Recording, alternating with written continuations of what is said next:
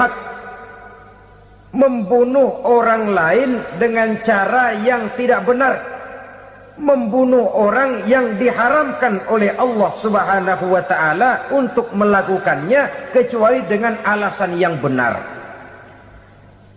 Kita tahu Islam adalah agama damai. Sesuai dengan namanya, ia tidak dikembangkan dengan pedang dan kekerasan. Ia dikembangkan dengan keteladanan dan tuntunan moral. Oleh karena Islam bukan agama kekerasan, Islam pun tidak mementingkan dan mengajarkan kekerasan kecuali dengan alasan yang benar dan bisa dipertanggungjawabkan. Membunuh dengan sengaja, menghilangkan nyawa orang lain tanpa alasan yang bisa dibenarkan adalah merupakan dosa besar dan satu di antara 7 perkara yang bisa mendatangkan kerusakan dalam kehidupan dan yang hendaknya harus kita jauhi. Saudara-saudara kaum muslimin rahimakumullah, beberapa waktu yang lalu di sebuah kota kecil yang indah bernama New Auckland. Saudara tahu New Auckland? Tuh dari Gunung Kidul masih ngidul lagi. Pernah diadakan satu seminar yang membicarakan bagaimana menyelamatkan masyarakat manusia dari bahaya Perang Dunia Ketiga. Diperkirakan kalau terjadi Perang Dunia Ketiga, manusia tidak akan tersisa. Sebab apa? Pada waktu itu cadangan nuklir yang dimiliki oleh bersama Amerika dan Rusia konon sudah sanggup memusnahkan 6 miliar manusia pada saat jumlah manusia baru 5 miliar. Jadi kelebihan nuklir dunia ini. Kalau terjadi Perang Dunia Ketiga, sulit manusia untuk tersisa. Maka dibahaslah di dalam seminar itu, wah, supaya tidak terjadi Perang Dunia Ketiga, maka perlombaan membuat senjata-senjata canggih, alat-alat pembunuh modern harus segera dibatasi. Dibahas, tidak mungkin kita membatasi perlombaan membuat senjata. Kenapa? Makin maju ilmu dan teknologi, makin canggih senjata yang ditemukan. Atom sudah meningkat menjadi nuklir, nuklir sudah meningkat menjadi neutron, dan kita tahu bom yang bernama neutron ini bom yang cukup membunuh tanpa perlu merusak. Artinya kalau dia diledakkan di kota kita ini, bangunan utuh, jembatan tidak ambruk, rumah-rumah tetap berdiri, tapi semua yang bernama hidup mati. Itu katanya lebih sopan dari bom atom. Sebab kalau si atom ini sudah membunuh, merusak pula. Neutron cukup membunuh saja tanpa perlu merusak. Jadi majunya senjata-senjata teknologi sebagai akibat yang logis dari kemajuan ilmu pengetahuan ini tidak bisa kita batasi. Dan memang sebenarnya yang bahaya bukan senjatanya, tapi manusia yang mengendalikan senjata itu. Mereka kembali kepada prinsip the man behind the gun. Bukan senjatanya yang bahaya, tapi manusia yang mengendalikan senjata itu yang bahaya. Walaupun senjatanya modern, katakanlah model M16 umpamanya, kalau yang mengendalikannya orang beriman, insya Allah aman. Tapi biar megang cuma senapan angin, kalau yang megang orang brutal, ngeri kita deket-deket. Apalagi kalau memang bukan ahlinya menggunakan senjata, bisa ngeker kaki kena jidat.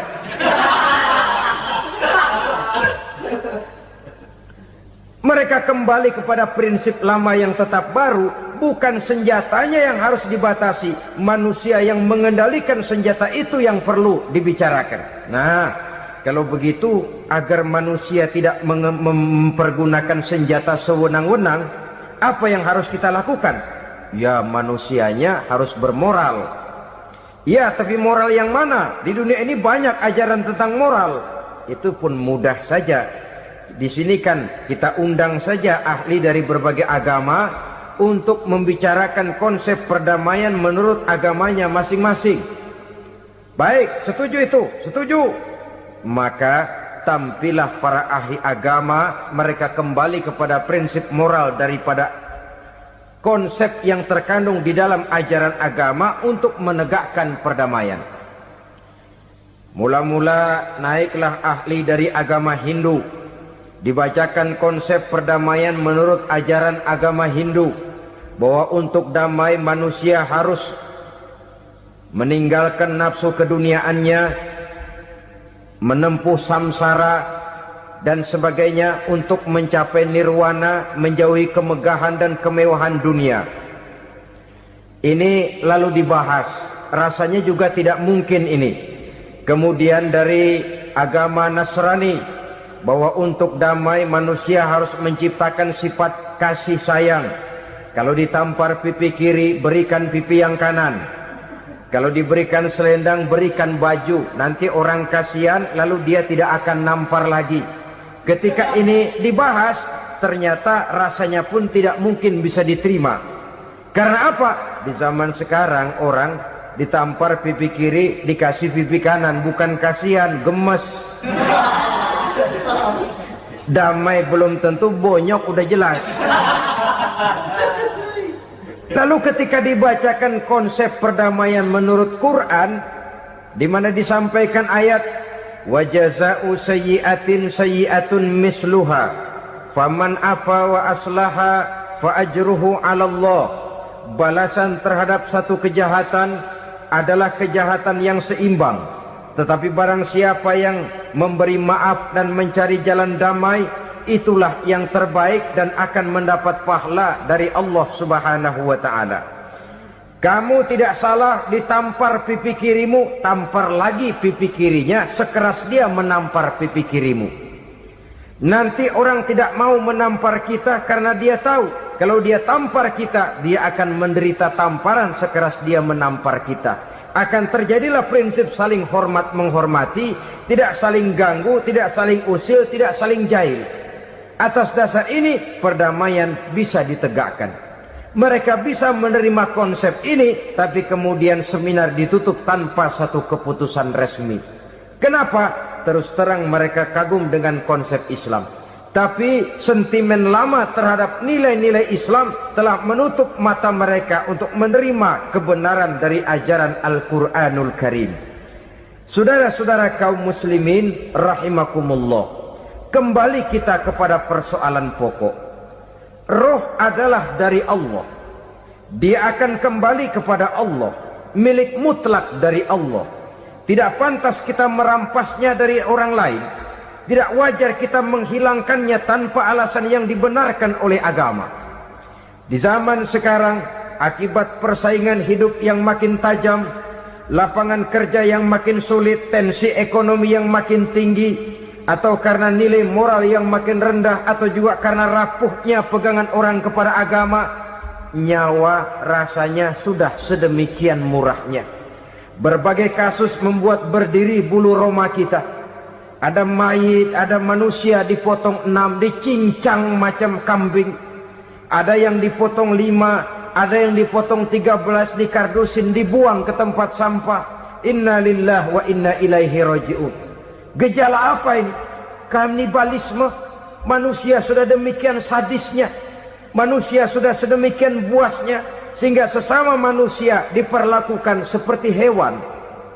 Padahal hewan sendiri belum pernah macan makan macan, bagaimanapun buasnya macan. Belum pernah serigala memakan serigala, bagaimanapun brutalnya serigala. Tetapi manusia makan manusia di zaman sekarang kadang jadi kenyataan dalam kehidupan kita. Kadang persoalannya remeh saja. Soal uang 200 perak, pisau bicara, nyawa melayang. Soal rokok sebatang, celurit bicara, nyawa melayang. Soal-soal yang sama sekali tidak prinsip, begitu mudah kita menghilangkan nyawa orang lain.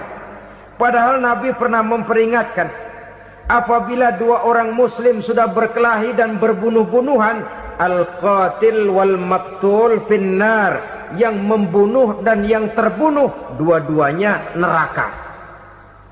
Sahabat heran, ya Rasul, kalau yang terbunuh, kalau yang membunuh masuk neraka itu sih wajar, tapi yang terbunuh kenapa neraka juga? Beliau menjawab, dua-duanya sudah punya niat untuk saling membunuh. Niatnya itu yang diponten. Yang terbunuh cuman lagi apes aja keduluan dia. Umpama tidak terbunuh, pasti dia yang akan membunuh. Oleh karenanya al-qatil wal maktul, yang membunuh dan yang dibunuh finnar, dua-duanya masuk ke dalam neraka. Islam menghormati kehidupan, tidak hanya terbatas kepada sesama muslim, orang-orang yang berlainan agama pun yang mau hidup berukun, damai, berdampingan dengan umat Islam, jiwa mereka, darah mereka dilindungi oleh nilai-nilai Islam yang disebut dengan kafir zimmi ini. Mengganggu mereka sama saja dengan mengganggu aku, kata Nabi. Jadi oleh karena itu sayangilah sesama. Kehidupan adalah anugerah Allah, bukan wewenang kita untuk mencabutnya dari orang lain, bukan wewenang kita untuk merampas dan menghilangkannya dari orang lain. Apa yang tidak enak terjadi pada diri kita, begitu pula lah apabila terjadi pada diri orang lain. Sehingga Nabi mengatakan, la yu'minu ahadukum hatta yuhibba li akhihi ma yuhibbu li nafsihi. Belum dikatakan beriman seseorang kamu apabila dia belum mencintai saudaranya seperti ia mencintai dirinya sendiri. Apa yang enak dirasakan oleh orang lain, enak juga dirasakan oleh dia. Mengukur orang lain dengan diri sendiri. Kalau orang lain tanpa salah saya fitnah, kalau saya tanpa salah difitnah orang, enak apa enggak? Enggak, orang lain juga begitu. Kalau orang lain tanpa salah saya tempeleng kepalanya, enak apa tidak? Tidak. Orang lain juga begitu. Yang tidak enak terjadi pada diri kita, tentu tidak enak juga kalau terjadi pada orang lain. Mengukur orang lain dengan diri sendiri, sehingga tidak timbul sifat egois, tidak menari di atas bangkai orang lain, tidak mendirikan kebahagiaan di atas untayan air mata orang lain. Sehingga dengan demikian saudara-saudara, dia bisa menghormati kehidupan, menghormati orang lain sebagaimana dia ingin dihormati. Untuk menghancurkan nilai-nilai iman, dibanjiri kita dengan paham-paham yang merusak dan mendangkalkan akidah, baik ia bernama materialisme, baik ia bernama sekularisme, baik ia bernama banjirnya maksiat dan munkarat, baik ia bernama banjirnya peradaban dan kebudayaan yang menghancurkan moral daripada anak-anak kita. Sedikit demi sedikit melenturkan dan melunturkan nilai-nilai keimanan kita, untuk kemudian pada waktunya nilai iman itu akan bertukar dan berganti menjadi nilai syirik kepada Allah Subhanahu wa ta'ala. Atau pada sisi lain, menjadikan yang selain Allah sebagai tujuan akhir daripada kehidupan kita. Sedangkan kita sama-sama maklum bahwa di dalam pandangan agama Islam, dosa yang tidak berampun, dosa yang terbesar, termasuk dalam kategori bapak moyangnya dosa, tidak lain adalah syirik, yakni menyekutukan Allah Subhanahu wa ta'ala. Pola penghancuran iman ini memang berstrategi. Ditawarkan kita kepada paham materialisme, paham kebendaan, di mana otak menempati urutan sebagai ranking pertama, Tuhan jatuh pada urutan kedua.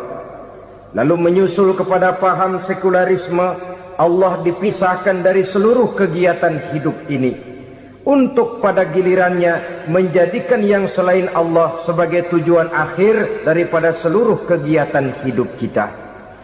Oleh karenanya, kewajiban menjaga nilai-nilai iman ini merupakan kewajiban yang mulia tetapi berat, tidak hanya untuk kita, tetapi juga bagaimana mewariskannya kepada anak-anak kita, generasi yang akan datang.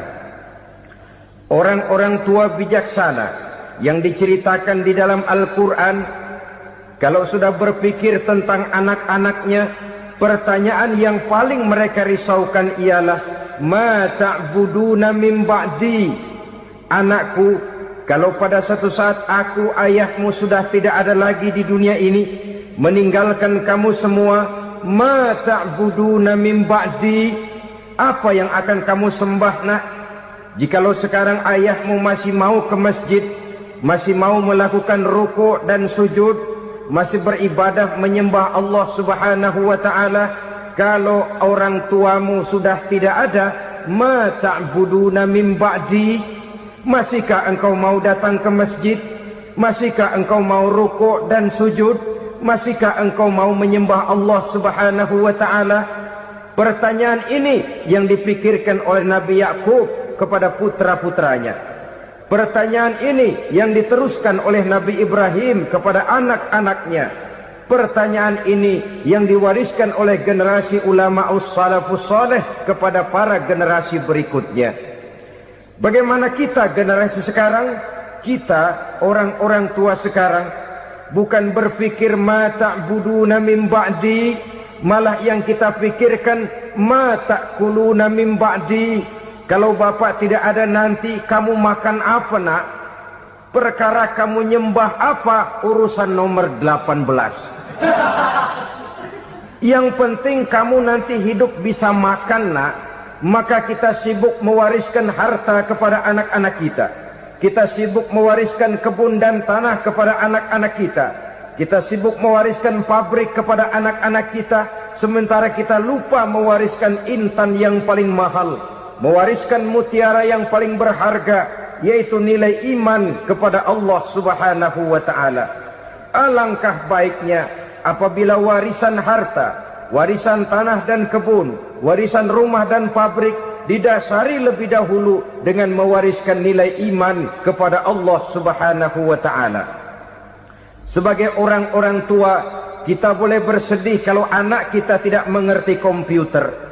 Kita boleh bersedih kalau anak kita tidak mengerti matematika. Kita boleh bersedih kalau anak kita tidak mengerti bahasa Inggris. Tapi sewajarnya lebih bersedihlah kita orang tua jikalau mempunyai anak yang tidak kenal Allah sebagai Tuhannya, yang kemudian tidak mau rukuk dan sujud kepada Allah Tuhannya. Itulah kemalangan yang paling malang bila kita meninggalkan generasi yang tidak bertauhid kepada Allah Subhanahu wa ta'ala.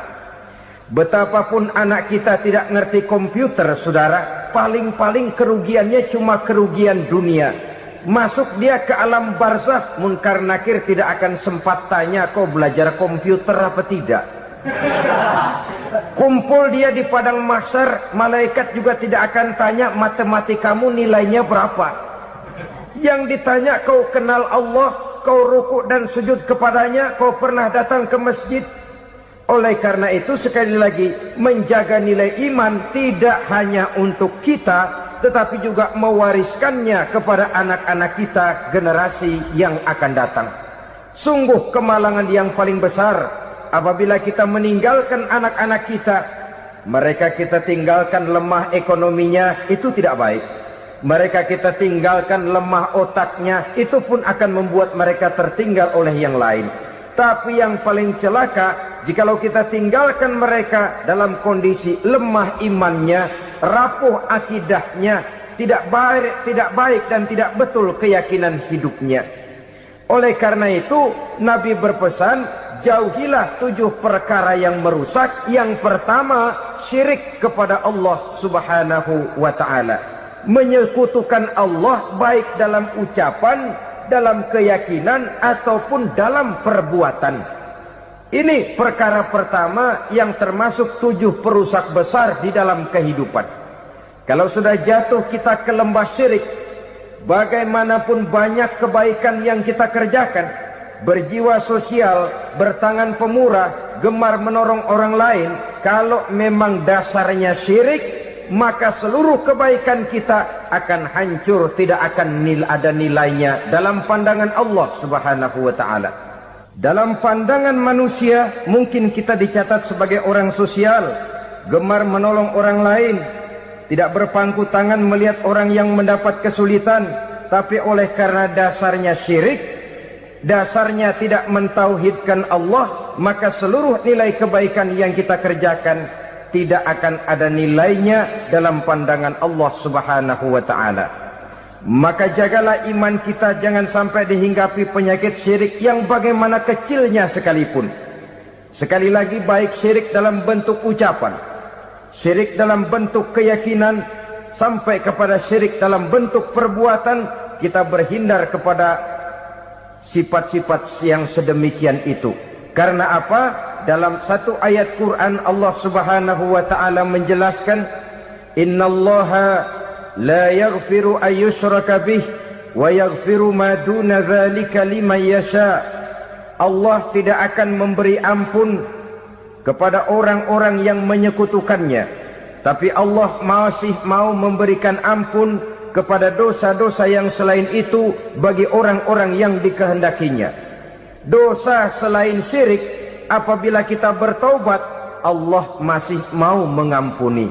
Tapi kalau sudah jatuh ke tempat syirik, itu sudah dosa yang tidak berampun. Taubatnya tidak lain melepas syirik, kembali kepada tauhid, berkeyakinan bahwa hanya ada Allah Subhanahu wa ta'ala, Tuhan satu-satunya yang lam yalid walam yulad walam yakul lahu kufuwan ahad. Tidak beranak, tidak pula diperanakkan, dan tidak satupun yang dapat menyerupai Tuhan Allah Subhanahu wa ta'ala. Saudara-saudara kaum muslimin rahimakumullah, bahwa kita di zaman sekarang memang tidak menyembah berhala, ya. Bahwa kita tidak berterang-terangan mengatakan Tuhan lebih dari satu, memang. Bahwa kita tidak berkeyakinan Tuhan itu punya anak atau diperanakkan, tentu. Tapi dalam perbuatan dan i'tiqad, kita kadang-kadang jatuh tanpa kita sadari ke tempat yang bernama syirik ini. Oleh karenanya, di zaman di mana teknologi makin canggih, di mana kemajuan pembangunan makin menjangkau berbagai aspek kehidupan, diperlukan keseimbangan antara kemajuan fisik material dengan kemajuan mental spiritual. Apabila tidak ada keseimbangan, yang terwujud tentulah kepincangan, yang diawali dengan pincangnya cara kita berpikir, sehingga pada akhirnya akan mengarah kepada pincangnya cara kita berbuat dan bertindak di dalam kehidupan kita. Oleh karena itu Nabi berpesan, jauhilah sifat syirik, karena syirik merupakan dosa yang teramat besar. Ini sifat merusak yang pertama. Yang kedua, kata Nabi, wasihra, jauhilah sihir. Sihir ini juga termasuk perkara yang merusak kehidupan. Kita semua sama-sama maklum bahwa sihir sebenarnya bukan persoalan baru. Sejak sebelum datang Islam, sihir itu sudah ada. Di zaman Yunani kuno, sihir ada. Di zaman Mesir kuno, di zaman Cina kuno, dan yang lain-lain yang serba kuno, sihir itu sudah ada. Bahkan para nabi pun, para rasul yang diutus oleh Allah Subhanahu wa ta'ala, senantiasa berhadapan dengan ahli-ahli sihir untuk menguji kebenaran dari misi yang mereka bawa. Sihir adalah perbuatan di luar kebiasaan yang bisa dikerjakan oleh ahlinya dengan bantuan jin atau setan. Hukum mempelajari sihir adalah haram, mengamalkannya lebih haram lagi. Sebab itu saudara-saudara, sihir merupakan perbuatan merusak yang harus kita jauhi. Ciri-ciri daripada perbuatan sihir, pertama, ia mengandung tipuan, bayangan khayal. Di zaman Nabi Musa misalnya, orang melihat tambang-tambang itu seperti ular. Nabi Musa melayangkan tongkatnya menjadi ular-ular besar yang memakan ular-ular kecil ciptaan tukang-tukang sihir Fir'aun tadi. Lalu sihir bisa terjadi dengan bantuan jin kafir atau setan. Kemudian ciri yang ketiga, sifatnya halus dan tersembunyi. Taruh kata ada seorang ahli sihir yang mempergunakan ayat-ayat Quran sebagai jompa-jampe, sebagai baca-bacaan, itu cuma sekedar kedok. Tujuannya tidak lain menjadikan agama sebagai kedok untuk membenarkan cara yang dimurkai oleh Allah Subhanahu wa ta'ala. Satu hadis yang diriwayatkan oleh Imam Bazar dan Tabrani, Nabi berpesan, "Laisa minna man tatayyara lahu au takahhana au tukuhhina lahu au sahira lahu." Tidak termasuk ke dalam golonganku, kata Nabi. Tidak termasuk umatku. Siapa mereka? Man tatayyara lahu, orang yang bertatoyur. Apa tatoyur itu? Dari kalimat toyaro, artinya terbang. Toir biasa diartikan dengan burung. Tatoyaro percaya kepada suara-suara burung. Man tatoyaro lahu, mempercayai, meyakini dengan benar-benar kepada suara beburungan. Kan suka ada itu, nah bunyi burung tuh, maling liwat. Maling liwat. Burung bunyi, maling liwat. Itu termasuk tatoyaro lahu, percaya kepada suara burung. Kan aneh kalau suara orang nggak dipercaya, suara burung malah dipercaya. Ada ustadz ceramah, kiai ngaji, nggak mau didengerin, burung dengerin bener. Nah, suaranya dari sebelah mana? Belah kulon. Nah, itu tandanya ano. Habis dihitung-hitung. Itu termasuk tatoyaro lahu. Au takahana, atau bertenung, au tukuhina, atau minta ditenungkan. Au sahiro lahu, atau melakukan perbuatan sihir, atau minta disihirkan. Laisa minna, tidak termasuk ke dalam golonganku, kata Nabi. Sehingga dengan demikian saudara-saudara, menghadapi sihir dengan sihir sekalipun termasuk perbuatan yang tidak diajarkan oleh agama. Kita kan mempelajari sihir untuk jaga diri, tidak apa-apa. Yang dilarang mengamalkannya, dilarang juga mempelajarinya. Sebab orang kalau sudah mengetahui, biasanya lalu terangsang untuk mencoba. Kalau percobaannya berhasil, biasanya terangsang untuk coba lagi dan coba lagi. Pada akhirnya ketagihan, lalu beralih menjadi profesi, apalagi itu nanti bisa mendatangkan hasil uang. Saudara-saudara kaum muslimin rahimakumullah, kita manusia makhluk nyata. Kita hidup di alam nyata, terikat oleh sunnatullah, causality. Oleh karenanya, bagi kita keyakinan yang penuh, keikhlasan di dalam bertuhankan Allah, penyerahan diri sepenuhnya hanya kepadanya, itu sudah merupakan obat penangkal yang sangat ampuh agar kita tidak terkena penyakit-penyakit yang dibuat oleh setan dan para pembantunya.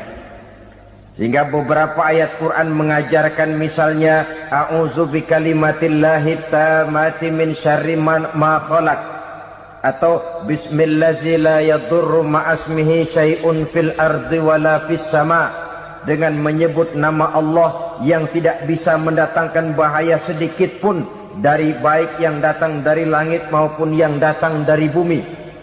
Jiwa yang kosong dari keyakinan yang penuh kepada Allah, jiwa yang penuh was-was dan ragu-ragu, itu yang mudah terserang oleh penyakit-penyakit yang dikerjakan oleh para tukang-tukang sihir, yaitu oleh setan dan seluruh para pembantunya. Kemudian hadis kedua yang diriwayatkan oleh Imam Ibnu Hibban, Nabi bersabda, la yadkhulul jannata mudminu khamrin wala mu'minu bisihrin wala qati'u rahmin. Tidak masuk surga. Ini Nabi yang bilang, tidak masuk surga Siapa itu? Pertama, mudminu khamrin, orang yang berkekalan dalam mabuk. Selalu mudminun itu sudah menjadi perbuatan rutinnya, tidak kapok-kapoknya, teler seumur hidup. Mudminu khamrin, tidak masuk surga orang yang selalu bermabuk-mabukan. Yang kedua, wala mu'minu bisihrin, orang mukmin tapi main sihir. Ini juga oleh Nabi diperingatkan, tidak akan masuk surga orang mukmin tapi suka main sihir. Wala qati'ur rahmin, dan tidak juga orang yang memutuskan silaturahmi. 3 macam manusia yang diperingatkan Nabi tidak akan masuk surga: orang yang selalu mabuk, orang mukmin yang main sihir, dan orang yang memutuskan silaturahmi. Saudara-saudara kaum muslimin rahimakumullah. Lalu orang berkata, kenapa dilarang kita bersihir? Padahal Rasul sendiri kan punya mukjizat. Nah, kita memang harus membedakan antara mukjizat dengan sihir. Dalam kehidupan agama kita kenal ada yang namanya mukjizat, ada yang namanya karomah atau keramat biasa diucapkan, ada yang namanya maunah, ada yang namanya irhas, ada juga yang namanya sihir. Kesemuanya ini berbeda, saudara-saudara. Yang dinamakan mukjizat itu khusus untuk para rasul saja. Satu kejadian luar biasa yang terjadi dilakukan oleh rasul atas izin dari Allah Subhanahu wa taala. Perbedaannya dengan sihir jelas. Sihir dari setan, mukjizat dari Allah. Sihir bisa dipelajari, mukjizat tidak. Sihir umumnya untuk maksud-maksud yang tidak baik, sedangkan mukjizat untuk memperkuat kebenaran yang disampaikan oleh para rasul dan ditentang oleh umatnya. Bahkan kafir Quraisy dahulu menganggap orang-orang ahli sihir itu berada dalam satu posisi yang hina, sehingga mereka mengatakan Nabi dan menuduh Nabi Muhammad sebagai tukang sihir. Tuduhan sebagai tukang sihir adalah tuduhan yang sangat aib dan hina. Di tengah masyarakat kufar jahiliyah, kedudukan tukang sihir dipandang sebagai kedudukan yang hina, sehingga mereka mengejek Nabi dengan sebutan tukang sihir. Jadi mukjizat hanya untuk Rasul saja. Kemudian karomah. Karomah ini asal kata dari karomah, kehormatan, kemuliaan yang diberikan Allah kepada hamba-hambanya yang rajin mendekatkan diri kepadanya. Oleh karena ketekunannya melaksanakan ibadah, Allah memberikan keistimewaan kepada orang itu, yang dengan keistimewaannya dia bisa mengerjakan yang tidak bisa dikerjakan oleh orang lain. Karomah hanya bisa dicapai dengan prestasi ibadah.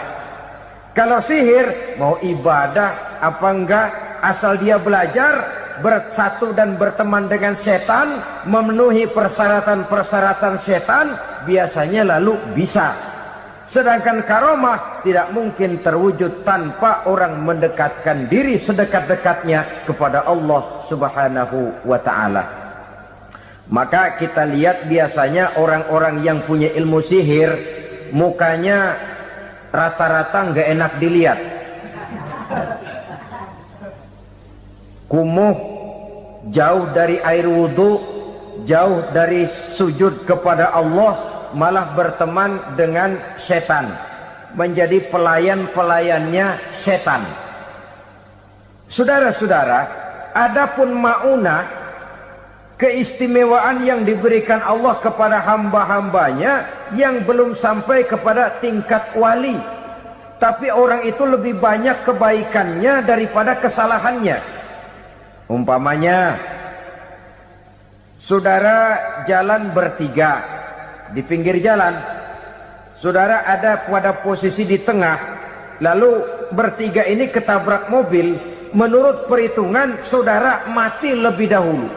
Tapi terjadi hal yang aneh, dua teman saudara mati, saudara malah cuma luka dan lecet sedikit saja. Apa itu? Kalau kita lebih banyak kebaikannya daripada kesalahannya, itu yang dinamakan ma'unah, pertolongan yang diberikan Allah kepada hamba-hambanya yang lebih banyak kebaikannya daripada kesalahannya. Sedangkan yang dinamakan irhas, kejadian luar biasa pada diri seseorang pada waktu dia masih kecil, yang menunjukkan tanda-tanda keistimewaannya. Itu umumnya pada para nabi pada usia kecilnya sudah ada irhas, tanda-tanda istimewa. Jelas baik mukjizat, karomah, maunah maupun irhas berbeda dengan sihir. Sihir ini jelas saja merupakan bantuan dan persekutuan antara manusia dengan setan. Padahal setan, kata Allah dalam Al-Quran, innahu lakum aduwwum mubin, sesungguhnya setan bagi kamu adalah musuh yang sangat jelas. Saudara-saudara kaum muslimin rahimakumullah, di zaman sekarang dalam menghadapi beban kehidupan yang makin pelik, menghadapi stres yang tidak kunjung selesai, menghadapi persoalan-persoalan yang teramat berat, orang sering mencari jalan keluar kepada hal-hal yang menurut pendapatnya bisa meringankan beban moralnya itu. Pergilah dia mencari sesuatu yang dapat meringankan bebannya. Dan tidak jarang yang jatuh ke pangkuan tukang-tukang tenung, ke pangkuan tukang-tukang sihir, yang mereka itu oleh Quran dijelaskan kadzabal munajjimun walau sodaku.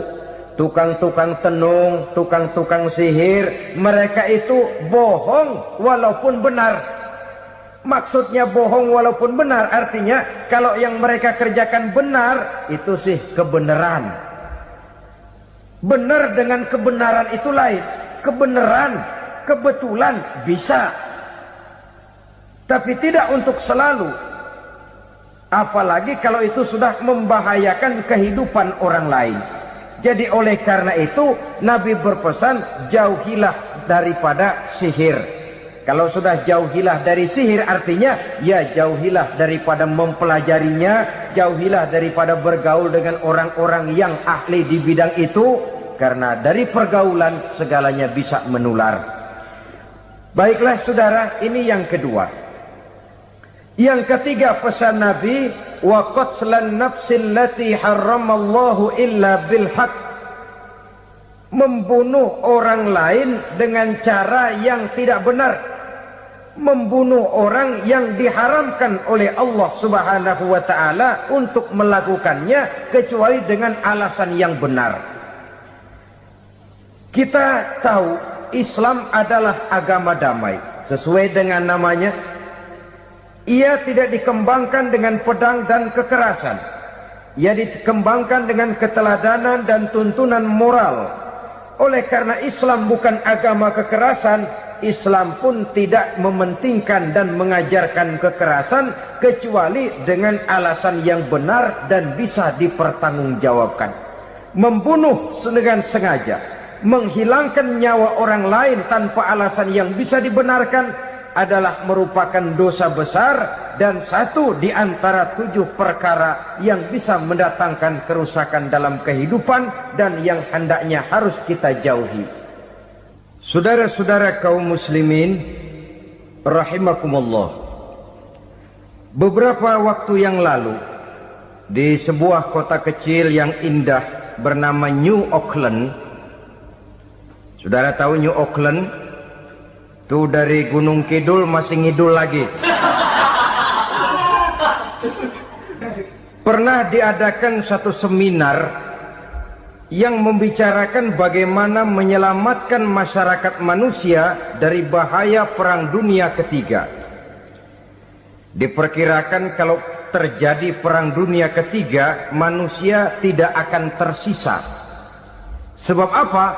Pada waktu itu cadangan nuklir yang dimiliki oleh bersama Amerika dan Rusia konon sudah sanggup memusnahkan 6 miliar manusia pada saat jumlah manusia baru 5 miliar. Jadi kelebihan nuklir dunia ini. Kalau terjadi perang dunia ketiga, sulit manusia untuk tersisa.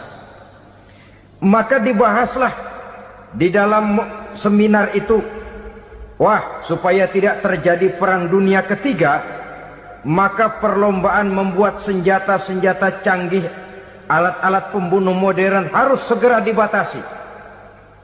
Dibahas, tidak mungkin kita membatasi perlombaan membuat senjata. Kenapa? Makin maju ilmu dan teknologi, makin canggih senjata yang ditemukan.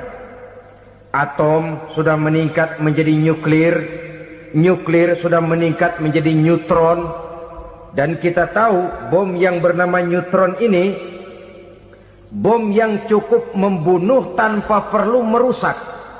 Artinya kalau dia diledakkan di kota kita ini, bangunan utuh, jembatan tidak ambruk, rumah-rumah tetap berdiri, tapi semua yang bernama hidup mati. Itu katanya lebih sopan dari bom atom. Sebab kalau si atom ini sudah membunuh, merusak pula. Neutron cukup membunuh saja tanpa perlu merusak. Jadi majunya senjata-senjata teknologi sebagai akibat yang logis dari kemajuan ilmu pengetahuan ini tidak bisa kita batasi. Dan memang sebenarnya yang bahaya bukan senjatanya, tapi manusia yang mengendalikan senjata itu. Mereka kembali kepada prinsip the man behind the gun. Bukan senjatanya yang bahaya, tapi manusia yang mengendalikan senjata itu yang bahaya. Walaupun senjatanya modern, katakanlah model M16 umpamanya, kalau yang mengendalikannya orang beriman, insya Allah aman. Tapi biar megang cuma senapan angin, kalau yang megang orang brutal, ngeri kita deket-deket. Apalagi kalau memang bukan ahlinya menggunakan senjata, bisa ngeker kaki kena jidat.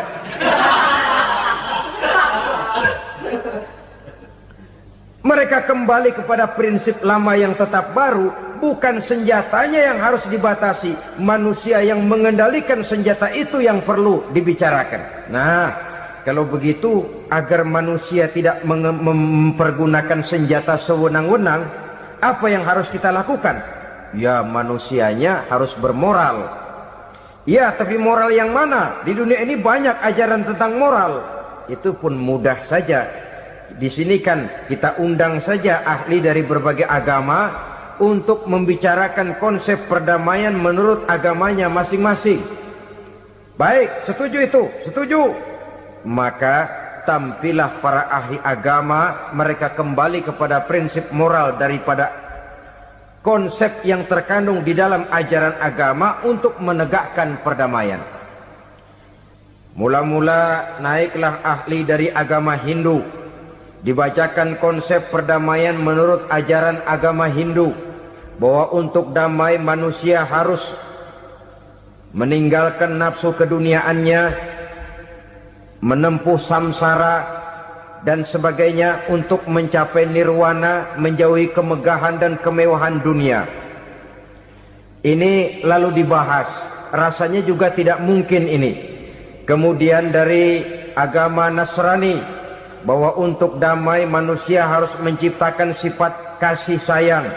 Kalau ditampar pipi kiri, berikan pipi yang kanan. Kalau diberikan selendang, berikan baju. Nanti orang kasihan, lalu dia tidak akan nampar lagi. Ketika ini dibahas, ternyata rasanya pun tidak mungkin bisa diterima. Karena apa? Di zaman sekarang orang ditampar pipi kiri, dikasih pipi kanan. Bukan kasihan, gemes. Damai belum tentu, bonyok udah jelas. Lalu ketika dibacakan konsep perdamaian menurut Quran, di mana disampaikan ayat wa jazaa'u sayyi'atin sayyi'atun misluha faman afa wa aslaha fa ajruhu 'ala Allah. Balasan terhadap satu kejahatan adalah kejahatan yang seimbang. Tetapi barang siapa yang memberi maaf dan mencari jalan damai, itulah yang terbaik dan akan mendapat pahala dari Allah Subhanahu wa ta'ala. Kamu tidak salah ditampar pipi kirimu, tampar lagi pipi kirinya sekeras dia menampar pipi kirimu. Nanti orang tidak mau menampar kita karena dia tahu kalau dia tampar kita, dia akan menderita tamparan sekeras dia menampar kita. Akan terjadilah prinsip saling hormat menghormati, tidak saling ganggu, tidak saling usil, tidak saling jahil. Atas dasar ini perdamaian bisa ditegakkan. Mereka bisa menerima konsep ini, tapi kemudian seminar ditutup tanpa satu keputusan resmi. Kenapa? Terus terang mereka kagum dengan konsep Islam, tapi sentimen lama terhadap nilai-nilai Islam telah menutup mata mereka untuk menerima kebenaran dari ajaran Al-Quranul Karim. Subhanallah, sangat luar biasa kajian yang sudah disampaikan oleh guru kita Al-Mafrullah Kiai Haji Zainuddin MZ. Sahabat beriman yang dimuliakan Allah, tetaplah di channel ini karena kajian ini belum selesai dan masih banyak lagi hal-hal menarik yang akan disampaikan oleh beliau. Tetaplah di channel ini dan mari kita lanjutkan kembali. Selamat mendengarkan.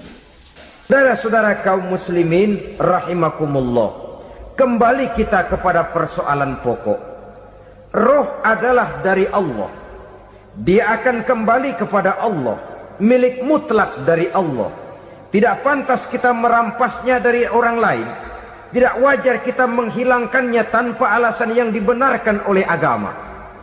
Di zaman sekarang, akibat persaingan hidup yang makin tajam, lapangan kerja yang makin sulit, tensi ekonomi yang makin tinggi, atau karena nilai moral yang makin rendah, atau juga karena rapuhnya pegangan orang kepada agama, nyawa rasanya sudah sedemikian murahnya. Berbagai kasus membuat berdiri bulu roma kita. Ada mayit, ada manusia dipotong 6, dicincang macam kambing.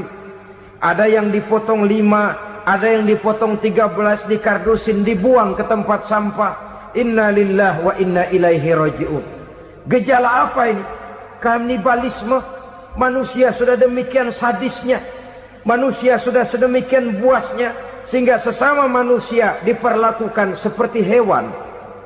Padahal hewan sendiri belum pernah macan makan macan, bagaimanapun buasnya macan.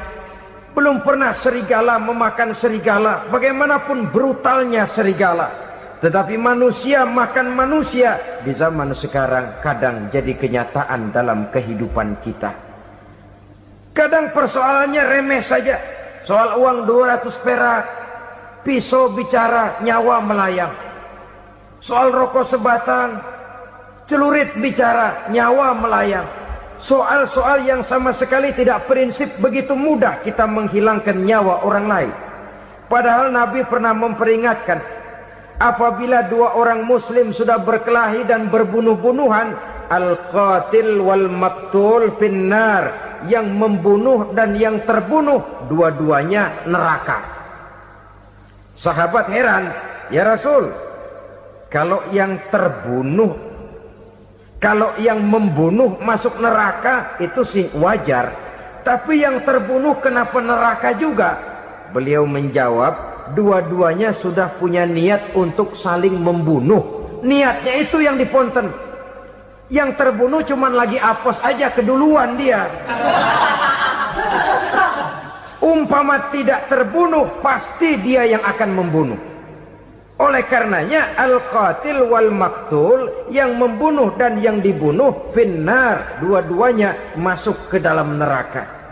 Islam menghormati kehidupan, tidak hanya terbatas kepada sesama muslim, orang-orang yang berlainan agama pun yang mau hidup berukun, damai, berdampingan dengan umat Islam, jiwa mereka, darah mereka dilindungi oleh nilai-nilai Islam yang disebut dengan kafir zimmi ini. Mengganggu mereka sama saja dengan mengganggu aku, kata Nabi. Jadi oleh karena itu, sayangilah sesama. Kehidupan adalah anugerah Allah, bukan wewenang kita untuk mencabutnya dari orang lain. bukan wewenang kita untuk merampas dan menghilangkannya dari orang lain. Apa yang tidak enak terjadi pada diri kita, begitu pula lah apabila terjadi pada diri orang lain. Sehingga Nabi mengatakan, la yu'minu ahadukum hatta yuhibba li akhihi ma yuhibbu li nafsihi. Belum dikatakan beriman seseorang kamu apabila dia belum mencintai saudaranya seperti ia mencintai dirinya sendiri. Apa yang enak dirasakan oleh orang lain, enak juga dirasakan oleh dia. Mengukur orang lain dengan diri sendiri. Kalau orang lain tanpa salah saya fitnah, kalau saya tanpa salah difitnah orang, enak apa enggak? Enggak, orang lain juga begitu. Kalau orang lain tanpa salah saya tempeleng kepalanya, enak apa tidak? Tidak. Orang lain juga begitu. Yang tidak enak terjadi pada diri kita, tentu tidak enak juga kalau terjadi pada orang lain.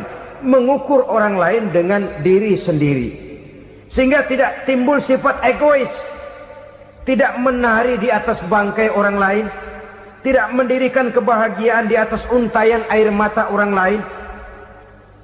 Sehingga dengan demikian saudara-saudara, dia bisa menghormati kehidupan, menghormati orang lain sebagaimana dia ingin dihormati.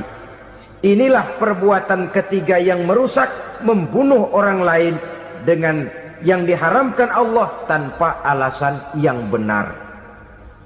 Yang ketiga. Kemudian yang keempat, perbuatan merusak, wa aklar riba, makan riba. Hidup adalah tolong menolong. Bahasa kerennya take and give katanya. Saling memberi dan saling menerima. Nabi mengajarkan, man kuraba kurbatan min kurabid dunia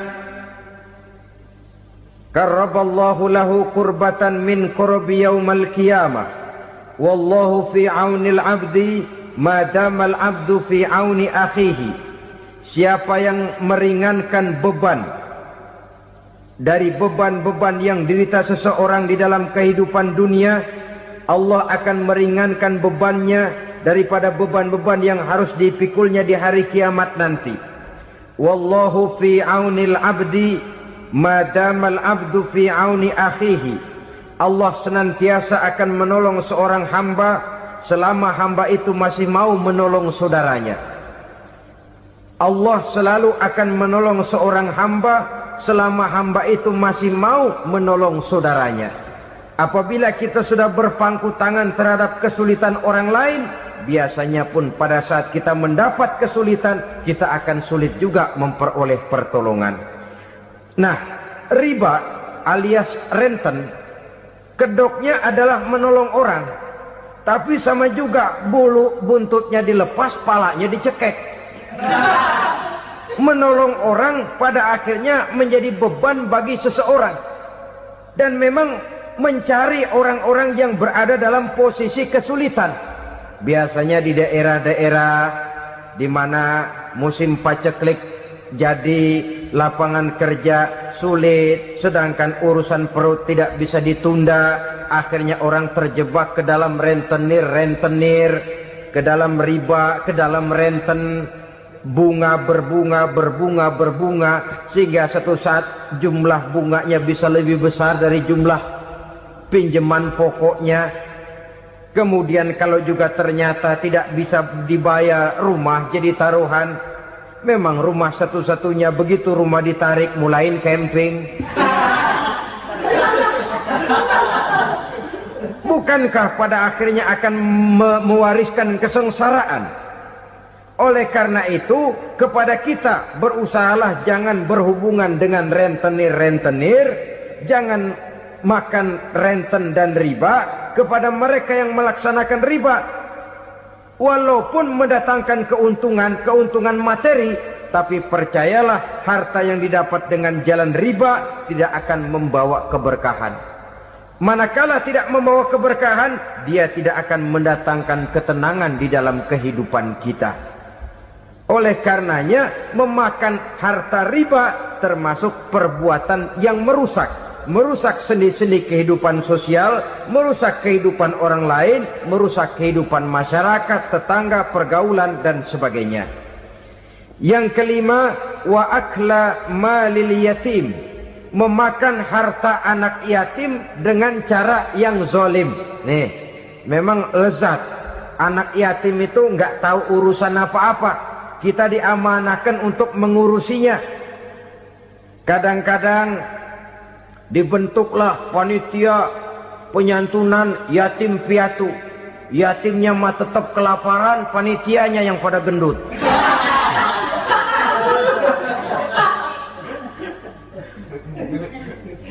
Padahal memakan harta anak yatim termasuk perbuatan dosa besar, dan menjantuni yatim merupakan perbuatan mulia. Nabi mengatakan, ana wa kafilul yatim kahataini yaumal qiyamah. Aku dan orang-orang yang menyantuni anak yatim seperti dua jari ini pada hari kiamat nanti. Dekat sekali. Jikalau ingin di hari akhir nanti dekat dengan Rasul, bersahabatlah dengan anak-anak yatim. Jadilah pengurus anak-anak yatim. Bangunlah panti-panti asuhan yatim. Pada saat bapak ibunya meninggal, kitalah yang menjadi orang tuanya. Bahkan sedemikian besar perhatian Islam terhadap anak-anak yatim ini, sehingga Quran memberikan peringatan, ara'aital ladzi yukadzibu bid-din fadzalikal ladzi yad'ul yatim wa la yahuddu ala ta'amil miskin. Tahukah kamu siapa orang yang mendustakan agama, beragama tapi dianggap dusta, salatnya dusta, puasanya dusta karena agamanya sudah berdusta. Siapa mereka? Fadzalikal ladzi yad'ul yatim, orang yang menyia-nyiakan anak yatim, wala yahuddu ala ta'amil miskin, dan tidak pernah memberi makan kepada orang-orang yang menderita kemiskinan. Menyia-nyiakan, meninggalkan anak yatim termasuk perbuatan yang divonis kita sebagai orang yang mendustakan agama.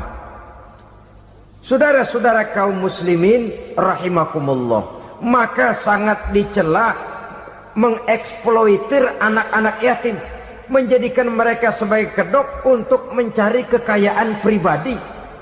Tetapi jikalau ikhlas, ganjarannya sangat besar, nilai pahalanya sangat besar. Menyantuni yatim tidak hanya setahun sekali. Kalau Muharram pakai istilah lebaran yatim, dibentuklah panitia, diberilah beras, uang 45.000 rupiah, alhamdulillah. Tapi jangan lupa, si yatim tidak hidup cuma satu hari. Dia tidak hidup cuma di bulan Muharram saja. Dia hidup 12 bulan dalam setahun. Sebagaimana anak-anak yang lain, dia juga berhak punya masa depan. Dia juga berhak menikmati bangku sekolah. Dia berhak mengenyam arti dan makna pendidikan. Dia berhak membekali diri dengan ilmu dan pengetahuan, seperti halnya anak-anak yang lain. Maka kita yang diberikan keluasan oleh Allah, ingatlah itu. Bersahabatlah dengan anak-anak yatim, santuni mereka. Perkara setahun sekali di bulan Muharram, alhamdulillah, itu bagus, bin Thayyib alias baik. Tapi tentu dan tentu sekali lagi, si yatim tidak hanya hidup di bulan Muharram. Dia hidup 12 bulan dalam setahun, 24 jam di dalam sehari. Oleh karenanya, menyia-nyiakan mereka pada saat posisi kita memang mampu akan memojokkan kita dalam satu posisi di mana kita dianggap sebagai orang yang mendustakan agama, memakan harta anak yatim dengan cara yang zolim. Bapaknya udah meninggal, kebunnya lebar, anaknya dikelecehin. Nah, dah kamu nggak usah pusing, nanti saya yang ngurus. Akhirnya bukan ngurus, nguras. Si yatim mungkin tidak tahu bahwa dia disia-siakan, haknya diambil, miliknya dizolimi. Tapi Allah yang akan membalasnya dengan seadil-adilnya. Maka makan harta anak yatim biasanya balasannya tokcer bin paten. Nggak banyak selang tempo itu, nggak percaya cobain dah. Nyobain aja kan nggak bayar, umpama memakan harta anak yatim dengan cara yang zolim, ganjarannya biasanya kontan. Kenapa? ratapan si miskin, untayan air matanya, jeritan kepedihan hatinya, membuka pintu langit, permohonannya diijabah, getaran hatinya didengarkan oleh Allah, maka balasannya biasanya kontan, spontan, tidak menunggu waktu terlalu lama. Itu di dunia, belum lagi di akhirat nanti. Bukankah dalam riwayat Mi'raj diceritakan Nabi melihat di neraka itu orang perutnya sebesar rumah. La haula wala quwata. Itu perut kayak rumah, bagaimana jalannya tuh orang. Dan memang gak jalan, diseret-seret oleh malaikat di neraka itu. Hancur perutnya, amburadul itu perut. Berantakan isinya, dibulatkan lagi, diseret lagi, hancur lagi, dibulatkan lagi. Sampai Nabi tanya, orang itu begitu berat siksanya kenapa ya Jibril? Itu Muhammad, waktu di dunia dulu rakus banget makan harta anak yatim. Begitu vonisnya, begitu menyedihkan nasibnya di akhirat. Tapi di dunia pun ketidakberkahan itu sudah membayangi kehidupannya. Oleh karena itu, kepada saudara-saudara yang mendapat titipan anak yatim, berbahagialah, karena semulia-mulia rumah adalah rumah yang di dalamnya ada anak yatim yang disantuni. Sehina-hina rumah adalah rumah di mana di dalamnya ada anak yatim yang disia-siakan. Begitu kata Nabi kita. Rumah yang paling mulia dalam pandangan Allah, rumah yang di dalamnya ada anak yatim yang disantuni. Rumah yang paling hina dalam pandangan Allah, rumah yang di dalamnya ada anak yatim yang nasibnya disia-siakan. Berbahagialah saudara apabila menjadi penyantun anak-anak yatim, pelindung mereka, sehingga mereka mempunyai masa depan sebagaimana anak-anak lainnya. Rasulullah sendiri sedemikian peka terhadap keadaan anak-anak yatim karena beliau sendiri memang mengalami. Umur 6 bulan dalam kandungan ibu, beliau sudah ditinggalkan oleh ayahnya. Pada saat berusia 6 tahun, ibu sudah meninggal. Yatim piatu dalam usia di mana beliau sedang perlu belas kasih seorang ibu dan pengertian seorang bapak. Kepekaan itu lalu timbul, bahkan kemudian sampai kepada beliau berkata, aku dan orang yang menyantuni anak yatim seperti jari tengah dan jari telunjuk di hari akhirat nanti. Sedemikian dekatnya. Baiklah ya, jadi yang kelima, memakan harta anak yatim. Jauhi, karena ini perbuatan yang merusak. Yang keenam, watawalli yaumaz zahfi, melarikan diri pada hari pertempuran. Apa ini? Khianat. Tidak konsekuen dengan konsep perjuangan. Pada mulanya keras benar teriak, berantas korupsi, ganyang korupsi. Cuma karena belum dapat giliran. Begitu dia naik dapat kesempatan, korupsinya lebih edan dari yang diteriakinya. Ini termasuk tawalli yaumaz zahfi, berpaling pada hari peperangan. Di saat menghadapi musuh, kalau belum kelihatan musuh, teriaknya nyaring bener. Jangan takut, demi kebenaran sampai titik darah yang paling penghabisan. Musuh belum kelihatan. Begitu musuh sudah kelihatan, paling dulu lari ke belakang. Kalau diajak berjuang ada saja alasannya. Sehingga Quran memberikan peringatan kepada kita semua. Mengapa kamu ini berat? Kalau sudah diajak berjuang di jalan Allah, kakimu seperti terhunjam berakar di perut bumi. Berat untuk melangkah berjuang. Lari dari pertempuran tidak konsekuen dengan konsepsi perjuangan. Mau enaknya saja. Dalam kondisi yang sulit lalu berpangku tangan.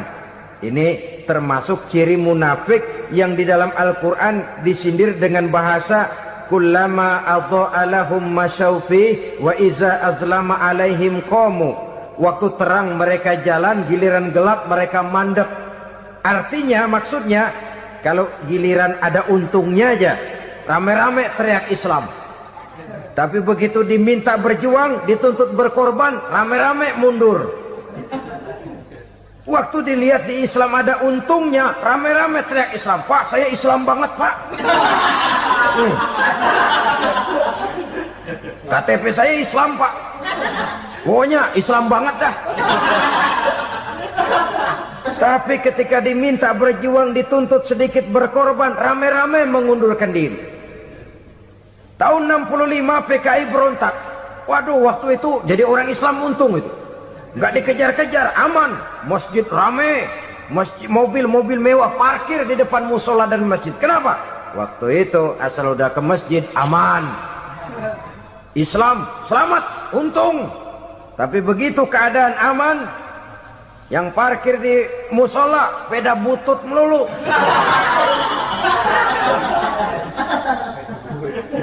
Waktu terang mereka jalan, waktu gelap mereka berhenti. Dikala di Islam ada untungnya, baru wah Islam bagus, Islam hebat. Tapi waktu dilihat ada kerugian, jangan bawa-bawa Islam dah. Jangan bicara soal Islam, ini kan bukan soal agama, bukan soal agama. La haula wala quwata illa billah. Beragama kita ambil talfik fid din, mengambil yang enteng-enteng saja dalam urusan beragama ini. Tidak konsekuen kita dengan Islam kita. Seolah kita mau memilih mana yang terasa cocok sama selera kita, kita teriak Islam. Beratan aja dikit, rame-rame berpaling. Itu termasuk tawalli yaumaz zahfi, para pengkhianat mental-mental hipokrit. Alhamdulillahirrabbilalamin. Demikian kajian penuh ilmu, hikmah, dan manfaat yang sudah disampaikan oleh guru kita Al-Mafrullah Kiai Haji Zainuddin MZ. Sahabat beriman yang dimuliakan Allah, mari kita doakan guru kita, semoga beliau diampuni segala dosa-dosanya dan dilapangkan kuburnya. Dan buat sahabat semua yang sudah menyimak kajian ini sampai selesai, saya ucapkan terima kasih banyak. Doa dan harapan saya semoga sahabat semua selalu diberikan kesehatan, dimudahkan segala urusannya, dan dilancarkan rezekinya. Amin ya rabbal alamin. Demikian yang dapat saya bagikan, kurang lebihnya mohon maaf. Sampai bertemu lagi di kajian berikutnya. Wassalamualaikum warahmatullahi wabarakatuh. Setelah kita mendengarkan bersama kajian yang sangat luar biasa dari guru kita Al-Mafrullah Kiai Haji Zainuddin MZ, sekarang mari kita lanjutkan aktivitas kita masing-masing. Buat sahabat semua, selamat beraktivitas, semoga sukses selalu. Sampai bertemu lagi di kajian berikutnya. Wassalamualaikum warahmatullahi wabarakatuh. Bismillahirrahmanirrahim. Assalamualaikum warahmatullahi wabarakatuh.